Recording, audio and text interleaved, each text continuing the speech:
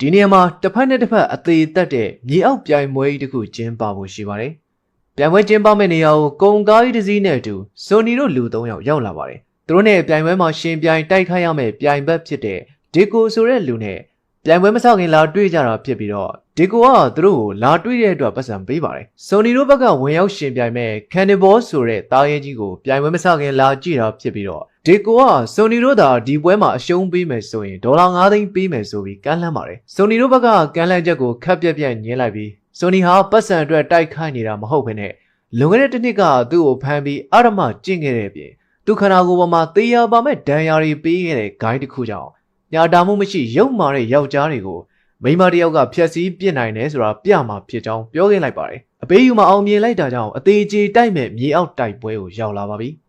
ရှင်ပြိုင်တိုက်ခိုက်မဲ့ပွဲမှာလူသားတွေကတားရဲကြီးတွေရဲ့အုံနောက်ကနေတဆင့်ခန္ဓာကိုယ်ထိန်းချုပ်ပြီးဝင်ရောက်တိုက်ခိုက်ကြမှာဖြစ်ပါတယ်။ကန်နီဘောကိုဆိုနီယာထိန်းချုပ်တိုက်ခိုက်မှာဖြစ်ပြီးတော့တစ်ဖက်က Turbo Raptor ဆိုတဲ့တားရဲကြီးနဲ့တိုက်ခိုက်ကြရမှာပါ။ဆိုနီဖွဲ့သားတစ်ယောက်ကဆိုနီကိုတားရဲကြီးနဲ့ချိတ်ဆက်ပေးလိုက်တဲ့အခါသူ့ရဲ့လူသားခန္ဓာကိုယ်ကငြိမ်သက်သွားပြီးအခန်းထဲကတားရဲကြီးအဖြစ်နိုးထလာပါတယ်။ဆိုနီရဲ့တားရဲကြီးဟာခြုံထက်တဲ့အမီးရှည်ကြီးရှိပြီးအရန်သွက်လက်တဲ့ပုံစံရှိပါတယ်။တစ်ဖက်ကပြိုင်ဘက်မှာတော့ခန္ဓာကိုယ်တောင်တင်းပြီးအရွယ်စားအားဖြင့်လဲကန်နီဘောထက်ကြီးပါတယ်။တိုက်ပွဲဆဆချင်းမှာတော့ဆိုနီတို့ဘက်ကပထမဆုံးအမီးရိုက်ချက်နဲ့လဲကျသွားအောင်တိုက်လိုက်နိုင်ပါတယ်။တိုက်ပွဲဟာသူတပြန်ကိုတပြန်အကျိတ်အနေဖြစ်နေပါတယ်။ကန်နီဘောကအမီးတစ်ချောင်းကို၄ချောင်းပွားလိုက်ပြီးဆက်လက်တိုက်ခိုက်တဲ့အပြင် Turbo Raptor ဘက်ကလည်းအကျိတ်နဲ့ခုခံပါတယ်။နောက်တော့ကန်နီဘောက Turbo Raptor ရဲ့လက်တစ်ချောင်းကိုဆွဲဖြုတ်လိုက်တဲ့အချိန်မမျှော်လင့်တာတခုဖြစ်လာပါတယ်။ပြုတ်ထွက်သွားတဲ့လက်အောက်ကနေအယိုးနဲ့လှုပ်ထားတဲ့ဓားသွားကြီးတစ်ခုကိုမြင်လိုက်ကြရပါတယ်။ဆိုနီတို့ဘက်ကဘာမှမလှုပ်လိုက်နိုင်ခင်မှာပဲ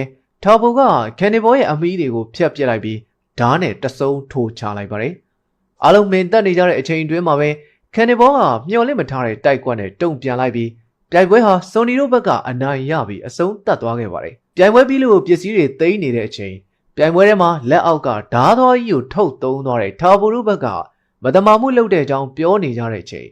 ဆိုနီကအရေးတစ်ခုမြင်လိုက်တာကြောင့်အဲ့ဒီနောက်ကိုလိုက်သွားပါတယ်။နောက်ကနေလိုက်သွားကြည့်တဲ့အခါမှာတော့ဇလန်းအဆမှာဒီကိုနဲ့အတူဘေးကပါလာတဲ့မိန်းကလေးကိုတွေ့လိုက်ရပါတယ်။အဲ့ဒီမိန်းကလေးကဆိုနီကိုချီးမွမ်းခန်းဖွင့်နေတာကြောင့်နှစ်ယောက်သားစကားစမြည်ပြောပြနေပါတယ်။ဆိုနီကဒီကိုလူမျိုးဘေးမှာစက်မနေပဲသူတို့နဲ့အတူလိုက်ခဲ့ဖို့ခေါ်ပေမဲ့မိန်းကလေးကမလိုက်နိုင်ကြောင်းညင်းပြီးဆိုနီကိုပဲတတ်တိကောင်းကြောင်းချီးမွမ်းနေပါတယ်။နှစ်ယောက်သားစကားစမြည်ပြောကြရင်မိန်းကလေးကဆိုနီပြောပြခဲ့တဲ့ဂိုင်းအကြောင်းမေးတာကြောင့်ဒီကိုကအဲ့ဒီဇလန်းကိုတကယ်ယုံသလားလို့ဆိုနီကပြန်မေးပါတယ်။နောက်တော့မိန်းကလေးကဆွဲဆောင်နေတာကြောင့်ဆိုနီကနမ်းနေတော့မှ